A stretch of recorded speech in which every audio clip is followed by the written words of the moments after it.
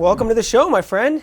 Thank you for having me. Do you want to keep making fun of my notebook and the notes? Because I felt like we should have just recorded that from the beginning. Which is fine. I mean, look, your book's yours. I had Hondo and Dan behind the camera. You know, Dan saying I'm actually taking real notes on these shows, and you think I'm just scribbling funny faces. Yeah, I mean, look, you believe what you believe. We're good. We're good. I see you wore the Colorado uniform, like myself today. Yes. For those listening and not watching the video, we're both wearing plaid. How would you explain the Colorado uniform? Well, Colorado uniform is definitely plaid, some jeans, and a nice beard. I see you're about to start growing yours out. It's about the season to start growing it out. So what's the difference between a Colorado uniform and like the 90s grunge scene? Seems like the exact same thing. A lot of times we see vests. You'd wear a vest too, right? Is that the difference? There might be a vest involved there, and there could be some boots. I know we're both wearing comfortable shoes today because we're walking around and, you know. A lot of plaid in Colorado, though. A lot of plaid in Colorado. A lot of plaid. How's your drink? I don't know. Let me see. Well, a little stiff. No, it's good. I can tell you were a bartender once in your life. You know how to treat your regulars. I just had Carlos Roman on from Octa, and we were talking about that. This is going to air a couple weeks after that, but yeah, we talked a little bit about my bartending days in New Orleans. Yeah. I feel like the hair of the dog right now is what I need, though, because Jesus, we had a little fun last night. We did have some fun last night. You know, always have fun when we're in market together. I don't think I told you. I might have. So when I went to the bathroom at the bar and I came back, well, I don't know if you saw, there was a sailor and a Marine in the bar near us. This is a joke? It sounds like the start of a joke, doesn't it? Sailor and Marine walk into a bar. No, but it's Fleet Week here in San Francisco. Correct. And there was a sailor and Marine at the bar. They're sitting at their own little table. And so I went to the bathroom and I came back and I saw the bartender. And I said, I want to pay for their drinks. I want to take care of their tab. Nice. Like just keep it anonymous. Absolutely. You know, just a little thank you. And so he hands me an $80 bill. I pay the bill.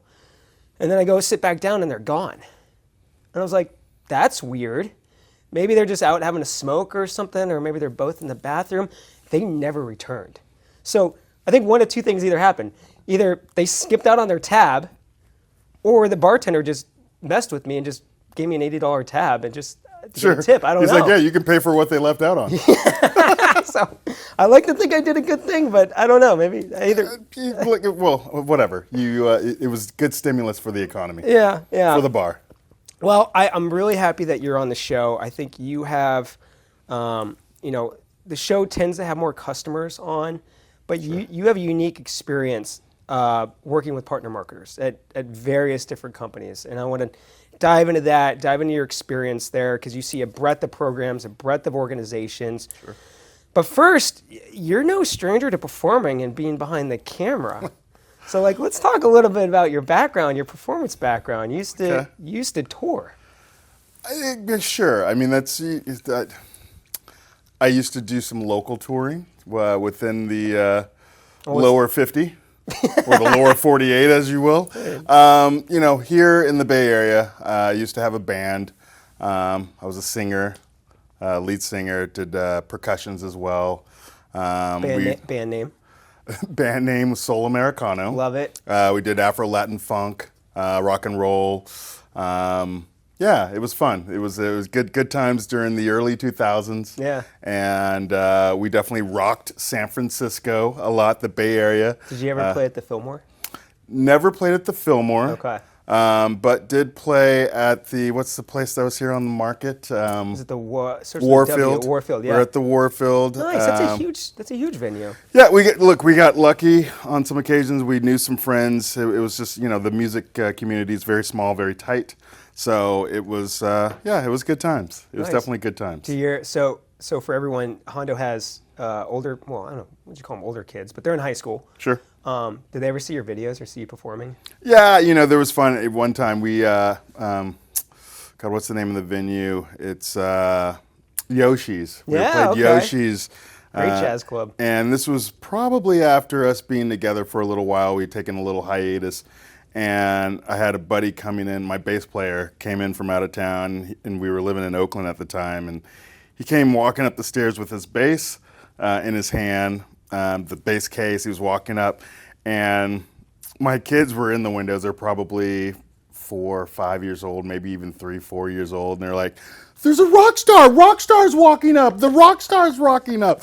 And I was like, "Sure, yeah, okay, yeah, we're rock stars." There was fun moments. We played some pretty good venues: House of Blues, LA, House of Blues, Chicago. Met some really cool people along the way, and yeah, it was a good time. So when your son thinks he's the top dog playing sports, do you remind him you're a rock star? Absolutely, absolutely, and of my youth sports career. Oh, I love it. I love it. By the way, for the people watching the video, I think we need to just explain what is going on this table because I'm still trying to figure it out. Do you want to explain it? Sure. I mean, I think if you are a whiskey connoisseur or bourbon drinker of any, if you've imbibed whiskey, I'm sure at some point you've had a bourbon and ginger. Oh, Jack and ginger, yeah. When you said Basil Hayden, I'm like, oh, that'd be nice. We'll sip on some Basil Hayden. Basil Hayden and ginger ale. I don't know. I feel like some people are tuning out right now. Look, I mean, if Basil Hayden's your high, that's your high. That's fine with me. I mean, Basil Hayden's the well in my house. Oh, jeez. Well, I gotta tell you, it's going down a little too smooth. So we'll see where it goes. I will monitor you. We'll be slurring our speech by the end of this podcast. Possibly. So, all right. So I want to talk a little bit more about your role here at Foundry. You know, like I said, I wanted you on the show because you personally call on some of the top tech companies in the world and support their partner marketing teams. But you also, run a sales team that's working with more mid-sized, smaller companies and supporting their partner marketing teams. And so you see a lot. So, why don't you give the audience just a little background on your career and kind of how you got here and what you're doing day to day? Yeah. So, I mean, I cut my teeth on more of the consumer side of the business. Driving traffic to retailers. To be quite transparent, I cut my teeth in the newspaper world, as I've been around for a while. Went over. Were you going to like stores and getting them to run ads? Going to stores, getting them to run ads. That's real sales. Oh, that was real sales. I cut my teeth, and it was one of those times where it was kind of a boiler room, because we'd have sell blitzes every day for an hour. You had to make 100 calls in that hour. Oh, it was mandated. So you definitely you were a warrior, and on top of that, you were going to see your customers at their storefronts. Various storefronts, because it was a news weekly, so it was really about the community paper, community stuff that was happening here. And then I moved over to the glossy world, the city mags. Was national rep that was handling auto, finance, liquor. So had some really great relationships out there, and then I moved over to B2B. And that's where you and I kind of started our relationship. And what was that transition like for you? It was a pretty awesome transition because I was no longer selling the dream. When it comes to B2C, there's a lot of selling the dream. Here, I was definitely selling data. Yeah. Selling real data. It was quantifiable. There was something real about it. It's like I was delivering actual outcomes for people. I don't know about your specific experience selling retail in the newspaper, but I have a really, really good friend. He works in Amazon advertising now, but he used to do radio sales. And he said it was so tough because he would go to these like mom and pop businesses, like plumbers, and they would take like their entire savings for the company and put it in like a radio ad. Yeah. And he just, and I'm not saying it was unsuccessful every time, but like that was really hard for him because you're getting these small family businesses to invest a lot. Yeah, you learn a lot about the small business world and just the fabric. I mean, because that's really what America's built on, right? Yeah. It's just a lot of small businesses and how well they do and how well they're supported in the community. So there was tough times sometimes, where you're just like, oh man, I don't even know if I should be selling to you. I don't know if you're going to be in business in 6 months. Yeah. So learned a lot. Brought a lot of those learnings and probably a lot of the empathy over, with me into B2B. And really, it's like I feel it was one of those eye-opening moments for me coming over to the B2B world of just like, oh, great, I can actually deliver on what I promise. Yeah, yeah. All right, so you came over to B2B, started learning it. I think you were an individual contributor at that time, and then got back into management, which you've done in the past. Yep. What was kind of the entryway into the partner marketing side for you? Yeah, so I was working with our global solutions team. So really, handling a lot of the global, because we were kind of siloed at that point, as you know. And so through that, I got to get a glimpse of the partner marketing world. And I was like, wow, that's interesting, because there's a whole ecosystem that's happening over there. It's not just, and this is really, what was this? I'd say we've really been, let's say 2019, 2020. We call that pre-pandemic. Yeah, sure. We call it pre-pandemic. And it's this I think for our company, this is really where we started kind of opening our eyes to partner marketing. Yeah. And it was an eye-opening moment for me, because it was really where companies were stopping the incremental growth of their companies and really going to exponential growth. And that's really comes down to partner marketing and the ecosystems behind each one of those companies, right? So, the average large enterprise company has hundreds, if not thousands, of partners, right? How they build, off of all their solutions and products, and how they help each other get into businesses' technology stacks. Yeah. All right. So let me ask you this, because the companies that you're directly working with or ones you're supporting through your team, you work on the direct side and the partner marketing side. Mm-hmm. What do you like most about the partner marketing side? That's a great question. I think what I really like about the partner marketing side and working with partner marketers is the collaboration that needs to happen for the partnership to be successful. Collaboration. So with collaboration, you have communication, strong communication, and just that spirit of let's build together.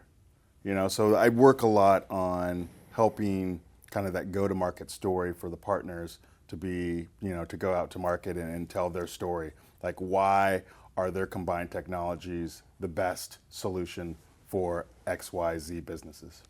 It almost pulls into the empathy approach that you learn through retail, right? Yeah. And like, you can't, collaboration's a word that we throw around so casually in this industry, but I think for true collaboration, you need to be empathetic. Absolutely. Yeah. Absolutely. Because, look, there's, especially on the partner marketing side, they don't always get the resources of the brand side of the business. So a lot of these partner marketers are kind of jack of all trades, and they're wearing multiple hats. And a lot of times they have to pull their partners along. Yeah, it's funny you say that, because on the direct side, you'll see there's, you got content marketers, product marketers, social marketers, all these things. And you go to the partner marketing side, and a lot of times with these companies, they're doing it all. They're doing it all. Right. They're wearing multiple hats. Across multiple partners. Yeah, and we saw this year, the number of partners went up. Right. Right. And so it's just, it's a challenge, right? And, in my last interview, he said, we got to do more with less. And someone said it best, and I said this I think in the interview with John Gallant, it's really, you got to achieve more with less, right? Because you still got to deliver on results. Still got to deliver on results, for sure. I think that's an interesting perspective there, because what we're seeing in the marketplace is that there's such a scrutiny that's happening with conversion. So there's lots of things that are changing of how you define what is qualified and what's not qualified, and what needs to go down the funnel and what gets pushed over to a sales team, right? So the scrutiny has increased across the board, and even more so with the partner marketing side of the business. Now, is it, in your experience, how hard is it for a lot of the partner marketers to actually measure and follow that, right? So they're sending over leads to partners. I feel like sometimes they lose visibility. They do lose visibility. So it really depends on the approach, and that's where it's about managing the partner and managing expectations, and that's where communication comes in and is so key, of having that co-partnership. It's one thing to have a partnership, but to be co-partners, right? It's like you're both leaning in at the same degree, not one leaning more forward than the other and the other one kind of saying, yeah, you do this, you're better at it than me, or you've got more ends with your sales leaders, yada, yada, yada. It's both people leaning in and working collaboratively with each other and learning from another. Because I think this is, that's the biggest thing is like taking learnings from one another. And I think the ecosystem of partner marketing, that's what's going on really well, is the learnings they're taking from each other. And that's why we're seeing this really scale. Yeah, I mean, that's the whole point of the show, right? To get people on and we can learn from each other. And, one of the things I love is I'll get guests walking out the door and they're like, I was just talking to this other partner marketer. I think they'd be great for this show. Sure. Right. And I think the realization of like what this show is and just how we're just trying to like dive in and talk about what's working and not working and realizing like the value that comes from that discussion and that we're sharing it with everybody. Yeah. I want more people to, they're like, walk out like, I want my peers to participate in this and share their experience. Absolutely. Why wouldn't you want to talk to an ex-bartender? Yeah.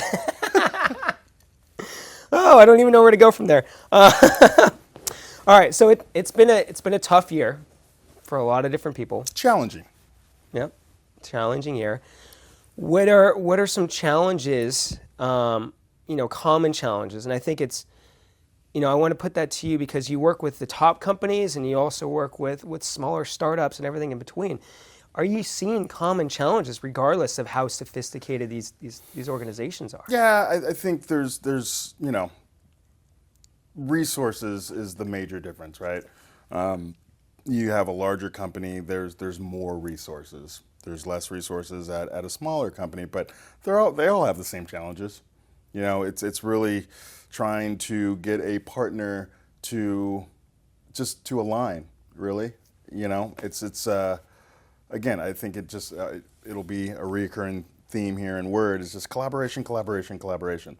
How can you communicate to your partner to have the same urgency that you have about your needs?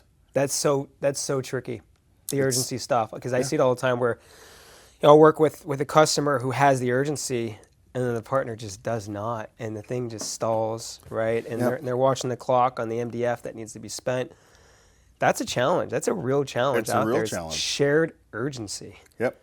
Right. I feel like they feel our sales pain, right? Because we're trying to get the deals in, and then we feel an urgency that they don't, right? But we see it on the partner side. One partner's got the urgency, the other doesn't. Absolutely, absolutely. Well, and it's just aligning agendas, right? It's just like making sure from the start that there's an alignment. Like we have a common goal. Do we agree on that? Great, we agree on that. Now here's how we're going to proceed. Are we good with this? Communication. Sounds like that's key. It's key. I mean, I hear it from some of the greatest partner marketers out there, and that's their biggest struggle is co-partnership. Is having a partner that is aligned together. And then you got to scale it. Yeah, and then you got to scale it. I think that's less of a challenge. The biggest challenge is that co-partnership. If you have the co-partnership, then you're both leaning forward and you're both equal, and your teams are probably going to be the same. They're going to mirror that action. Unless you have 10, 20, 30 partners, right? Then it's like, how much time in the day do I have to create that per partner? So depending upon whether you're talking about alliance, whether you're talking about channel, channel starts to get a lot more challenging because you're talking about managing hundreds of partners, right, at once. If not thousands of partners, but really from a partner marketing perspective, it's usually, less than 100 that you're providing a white glove service to. Everything else is kind of running through their portal, and that's just kind of how it works. All right, couple areas I want to dig in on there. Let's start the portal first. What are you seeing as some of the challenges with the portals out there? And portals as in self-service, right? You have a destination where partners can come in and pick programs and activate and run themselves use MDF. What are some of the core challenges that you're seeing, and what are you seeing work out there? Yeah, I think some of the challenges with the portal is driving partners to the channel, educating them on what are the services available from the different agency vendors, whether that is a true agency, whether that is a publisher agency. They kind of define everybody within a portal as an agency vendor. So, yeah, it's really just getting activity within the portal. That's the biggest challenge. And then I think the next biggest challenge is to actually get partners to utilize MDF. And is anything working in terms of getting MDF? And because I know it's been a challenging year in the sense that a lot of budgets were cut. Have we seen that push partners to more likely utilize MDF, or is it actually getting harder because they can't match those dollars? Matching dollars is a challenge, but I think you can simplify it, and we try to simplify this with all of our partners within the portal, is just by creating easy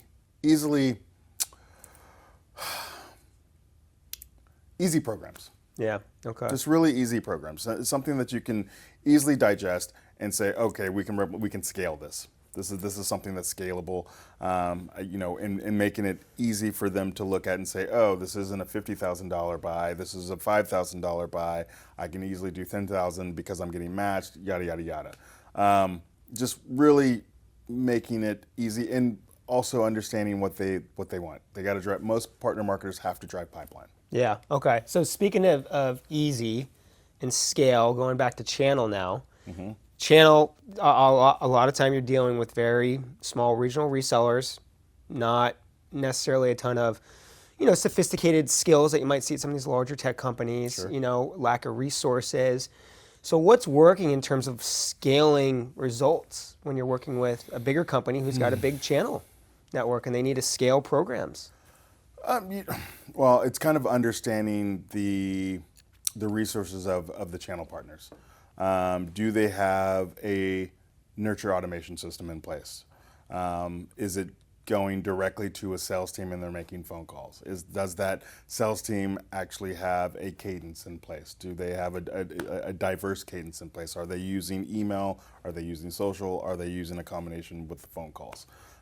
So understanding that to go in and understand that relationship, that's how you can make it easy, but it's having those conversations with a channel marketer of who are your more strategic partners, and that's probably the best place to start, but also having a solution for the ones that aren't as advanced or strategic, and that's where our SDS team comes into play. And so they're baking it into the programs for the partners that don't have that resource or skill set. Absolutely. So what does that look like?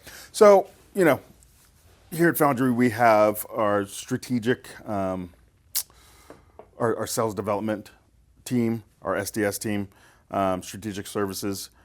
So they can act as that extension of a BDR, Okay. SDR, however you want to define it. So we give them that. They can go in, they can do a 2 to 3 day onboarding, learn about their brand, their products, their solutions, get educated. They're already kind of experts at different solutions and topics already because we're doing it for multiple companies all the time. So we just kind of onboard to that specific brand speak. And then like I said, we become the extension of that company's BDR. And because we have because we've got skin in the game, we can probably deliver better than their BDR teams, and we've proved that. Interesting. So switch gears a little bit. That's some of the challenges with the channel. Working with a number of partner marketers this year, where have you seen them crush it? Like, where are they doing really well? Like, what are you seeing in terms of best practices, programs that are performing really well, results? What do those look like? That's a really great question. Thank you. You're welcome. You're welcome. Where are they crushing it?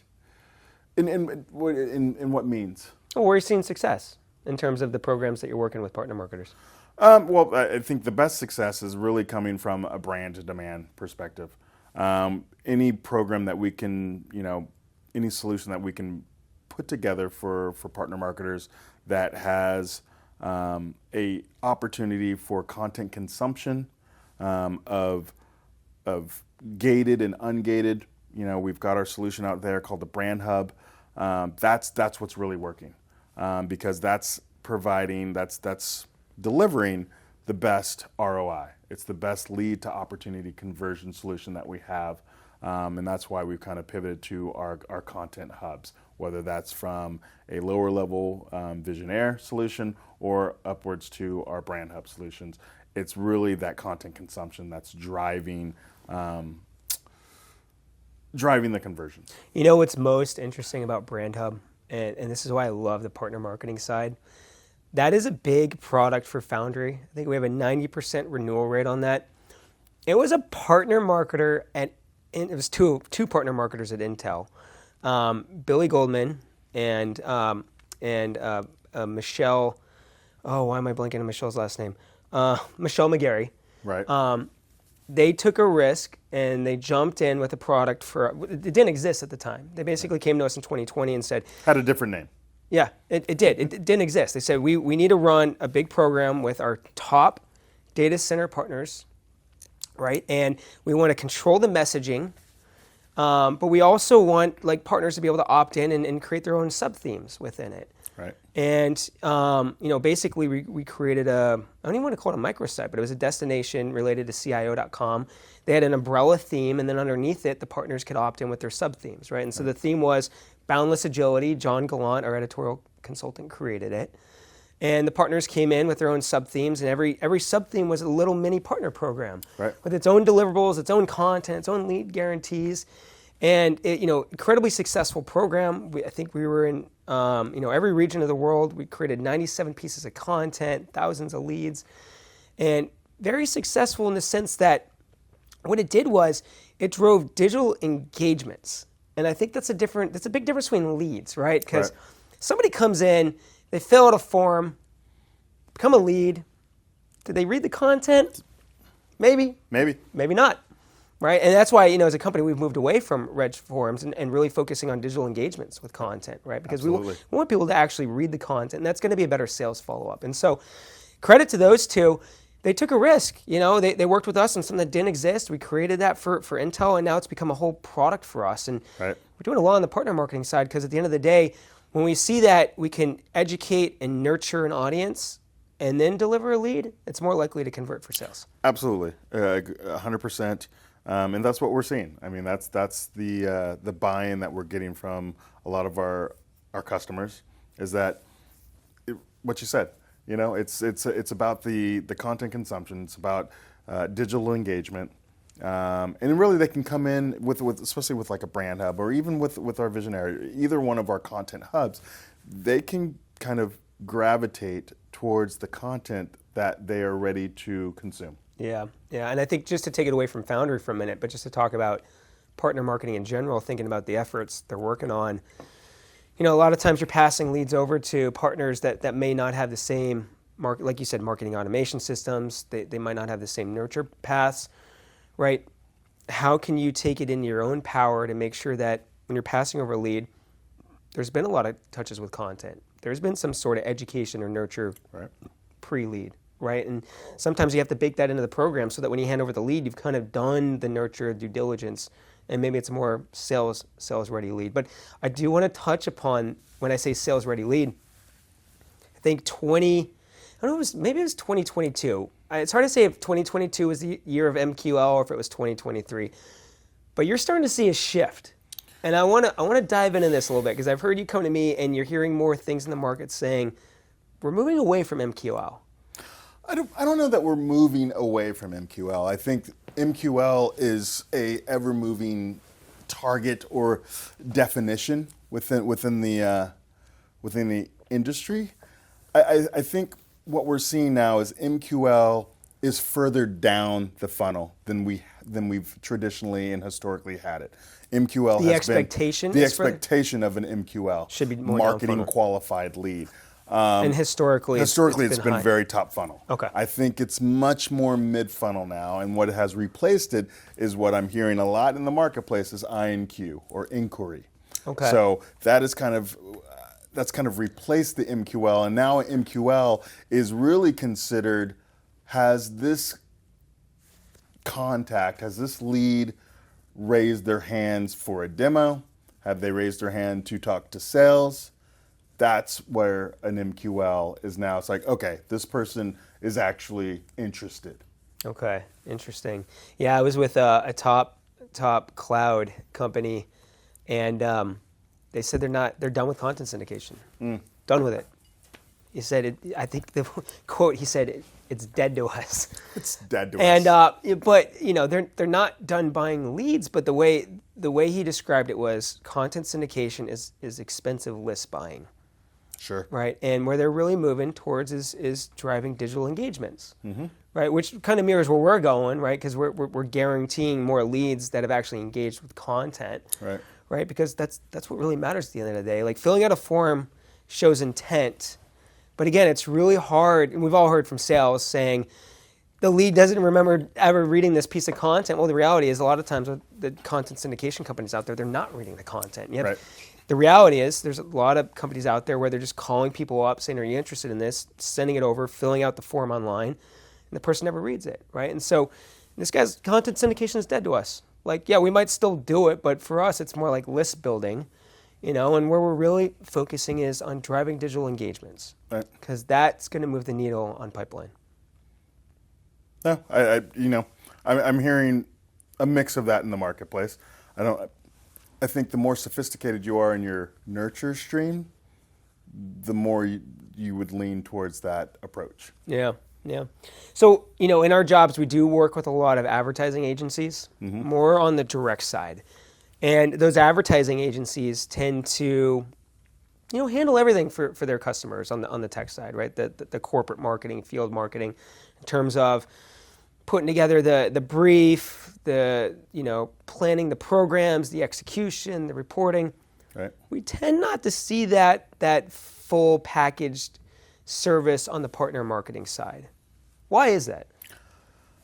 Partner marketing is complex, right? And it goes back to what I was saying in regards to a collaborative co-partner approach, right? And there can't be a tri-partner approach, and that agency would bring that tri into that relationship, right? And from what I've seen and from what I've heard from partner marketers, agencies just don't work within the mix of partner marketing. They don't get it. They don't understand it. Not to say that they couldn't, but partner marketers, there's enough cooks in the kitchen, if you will, for them to say, yeah, we can't add this in. We can't add an agency in to execute and do this.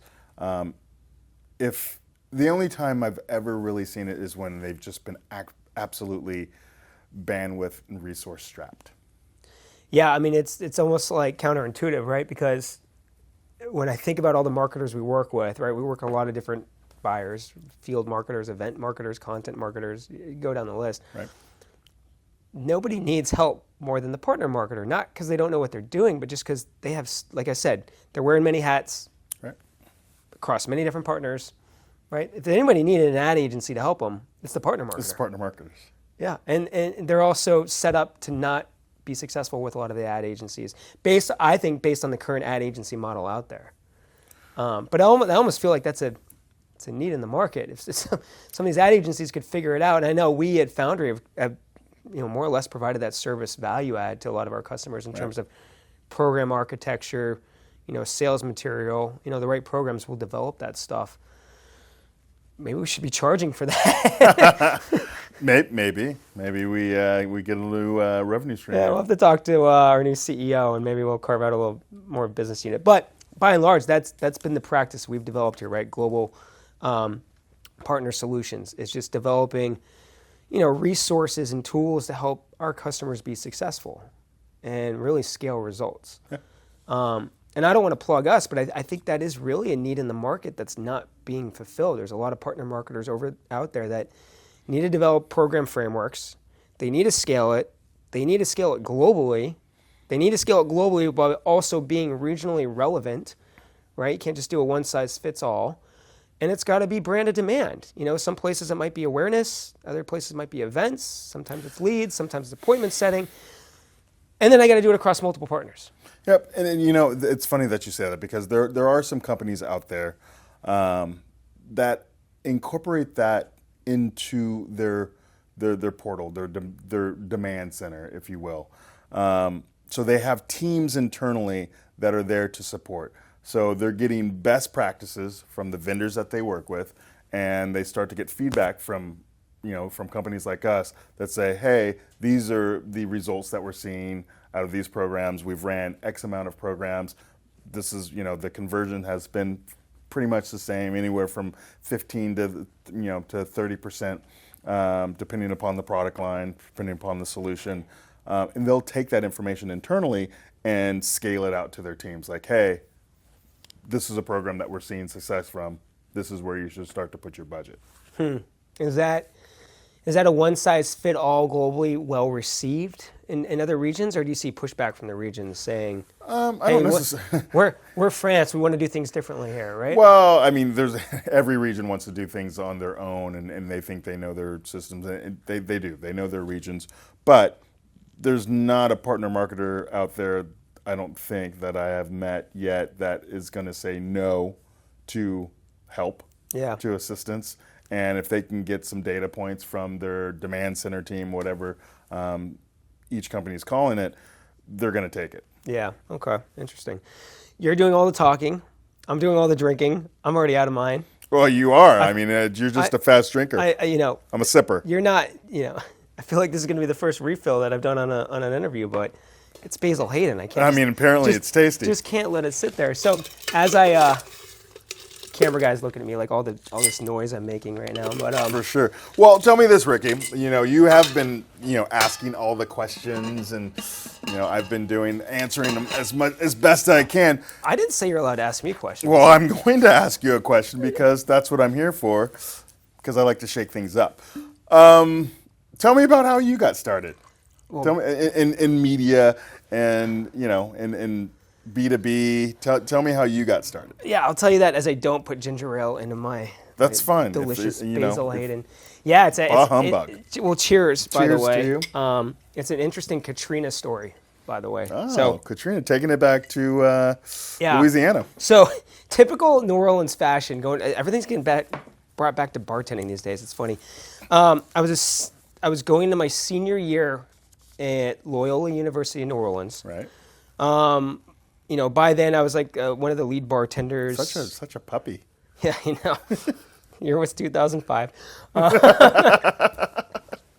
But typical New Orleans, right? You have this giant storm offshore. It was Category 4 at the time. It was Saturday night. I remember it. I was bartending, and we're all watching the TV. There's hardly anybody in there, and the storm hit Category 5. Right. And it was right offshore. And everybody at that time in the entire city knew, oh, okay, this is the one. And it's like being out here in the Bay Area, right? Everybody talks about the earthquake, right? We know the next big one's coming.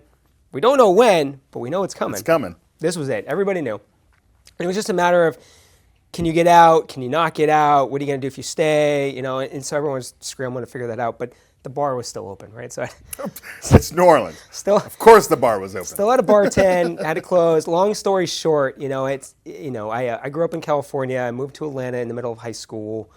Split parents. By the time my senior year, I'd gotten all my stuff from my parents' house because I had homes, but they weren't really homes anymore. Sure. And so I packed up my dog. I packed up everything I could in the car, and left and went to Lafayette, Louisiana, which was due west. Right. Which is where you want to be in a hurricane, because the way they rotate, right, by the time that hits you, it's gone over land a lot.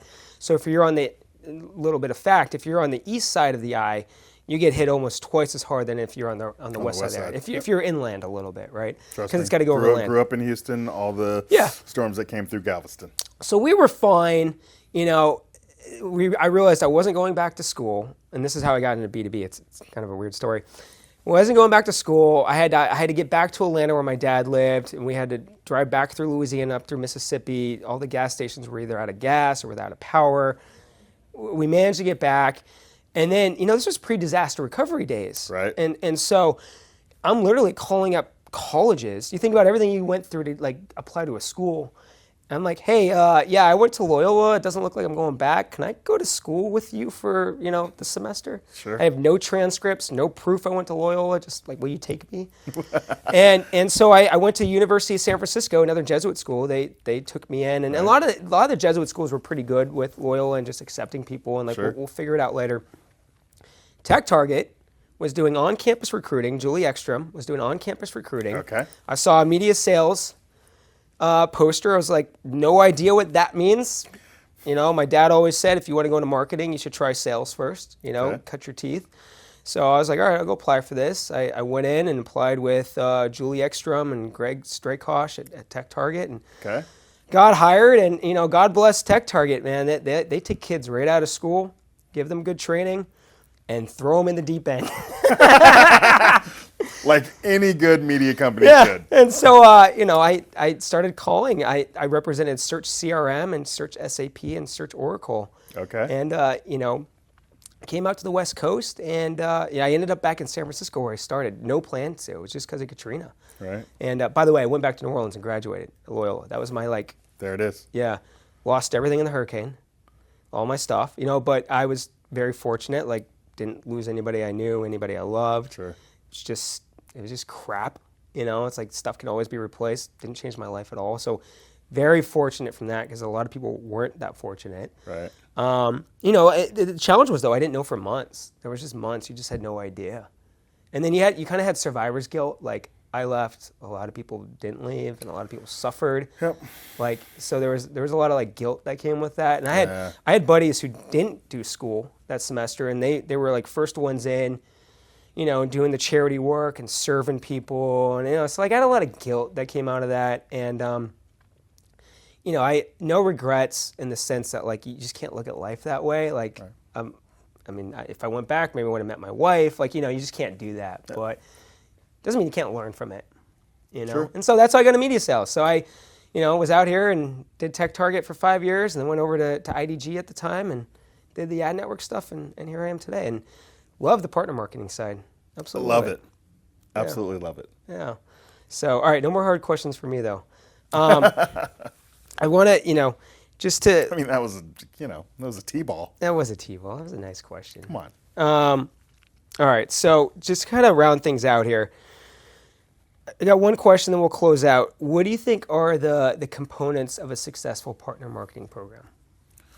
The components of a successful partner. And the reason why I ask that is you run a lot of programs, a lot of different companies, a lot of different initiatives. Yeah. What are some common successful things that you see in all these programs? I think having an understanding of what the marketer wants to accomplish. And I think with most partner marketing, it really comes down to delivering qualified leads to their sales leaders, to their sales teams. So with that in mind, I think the biggest component that we bring to the table is having that intent, data, intelligence back behind our leads. And then being able to have a mix of client content and custom content that we can create, to have that good mix of content to deliver to an audience, so that they can engage and educate themselves, and then we can nurture them along the way. Again, wherever you are in your kind of purchase journey, that's what we give you access to. We don't say that you have to start here and then come down. If you're at mid-funnel, if you're at bottom funnel in your content consumption, come in. Yeah. We're going to try to give you the top to bottom content that you can engage with, that you can educate yourself with, that you can educate your team with, that you can deliver back up to the buying committee of any purchasing team, no matter if it's only 12 people or if it's 100 people within that, with lots of influencers below the buying committee. I think it really comes down to having a solution that allows a person, a content, a real person, right? That's what we try to strive for here. Is just like we're not just delivering data to you, but we're delivering real people to you, right? Yeah. So it's having that person being able to digest and learn, right? So if we can deliver that, then that's the success. That's where we're seeing the conversion. Where we're really good content, right? It really starts with really good content, and the content speaks for itself. It's kind of like that self-filter. You know, you can have the criteria in place, but it's really the content. And that content, our partners, our customers, they know where that content sits in the funnel for them. So if John Doe is reading mid to bottom funnel, they're probably pretty close. This is probably getting close to what they would call an MQL. Right? And they've probably gone into their own system and said, oh, actually, this guy went to one of our events. Oh, he watched one of our webinars. So he's probably scoring higher with them. So we try to give that kind of knowledge back to our customers, and I think that's what works best. So if you can have something that can deliver a higher scoring lead, that's going to lead to greater success. Yeah, I can't understate the value of content. Yeah. And whenever we're working with customers, we get a lot of customers that come to us and just transact, which is fine. But they're totally underutilizing, I think, Foundry. And a selfish plug here, it's like a lot of these customers can have access to so much information in terms of what's working and not working from a content perspective, because we have so much research, we have editorial insights, and then we're also running thousands of programs globally. Yeah. So we see what content's performing and what's not. And I try to tell these marketers, and some the smart ones, they're all smart. They're all smart. Yeah. But the savvy ones. Careful. I know. Ricky. This is being recorded. The savvy ones, though, will tap into that. Yeah. And they'll be like, all right, we're thinking about this message. How is this landing? And then what do? We look at the editorial data, we look at the research data, and then we just anecdotally look across the programs we're running and give generalized information. Absolutely. And they can utilize that in their strategy, right? Because I think there's nothing worse than you run a lead gen program, you did everything right, but your content misses the mark. People get halfway through that first paragraph and then they stop reading. Right. Right. And that might be the best lead in terms of persons in market, they're the right title. Now your sales rep's got to follow up on that lead and say, hey, notice you downloaded our white paper, and the person hated the white paper. Hated it. Yeah, and that's going to affect conversions. Absolutely, absolutely. So yeah, content is king, and it's delivering the right kind of content. So working with a vendor like us, with Foundry, because we have content specialists, because we are grounded in editorial. This is where we started 60 plus years ago. That gives our customers the team extension that they're looking for, that need, right? We can bring content specialists to the table where we can give you market insights.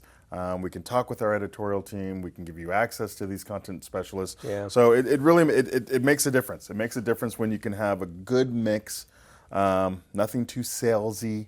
Yeah. Because the audience out there, the IT decision makers, business decision makers, they can see right through it. It's funny you say that. So a couple years ago, we threw a marketing summit, and we had a panel of CIOs up on stage, and there was a CIO of a large insurance company. Yep. And he said that in an average year, he downloads over, I think, 75 pieces of content. Yeah, I think I actually said 100. Yeah, it was a lot. And everyone's like, you're a busy CIO. How do you have time to read all that? And I think somebody asked that. He goes, I don't read them all. He literally said, I get halfway through the first paragraph, and I know if this is a sales marketing pitch or if this is a valuable resource, one that I'm going to come back to and share with my peers. Yep. And I think that's just the way we got to think about it. Is this a valuable resource?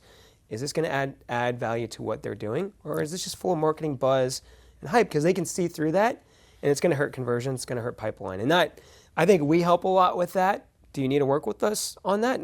No, not necessarily. You can create your own, but you just got to do it through the lens of, am I adding value? Is this a resource that they want to share? Is this a resource they're going to come back to? Yep. And is it just you saying this, or is this based on any peer based feedback, any market data, right? Like things that are going to help add credibility or personalize that message. Absolutely. You know? I think it's 100%. I think, when you look at content, you think about content, will you share it and will you go back to it? Yeah, absolutely. If you can answer yes to those two things, then you've got good content on you. Yeah. All right. So as we close out here, and I enjoy my second as you're still on your first. Sure. Some things never change, do they? Some things never change. All right. You got to leave one piece of advice. Just a casual drinker. On the road. So what is one advice that you want to give to the partner marketers out there from your perspective, working with hundreds of partner marketers? My advice to all of you out there, I would say, again, I've said it before and I'll say it again, is just be a good co-partner. Be a good communicator. Know what you're representing, and then content is king. I think it comes in a variety of ways, but I'd say be a good co-partner, and really understand what the other side of the aisle wants from you. And I think if that happens, then that's where I'm seeing the most success. The best partnerships and the best kind of better together stories that are going to market are the partner marketers that are collaborative together, and it's a whole different ball game. When they're not, things just don't go the way they need to or as planned. I love it. I love it. Well, Hondo, thank you for being on the show, and Indeed. cheers.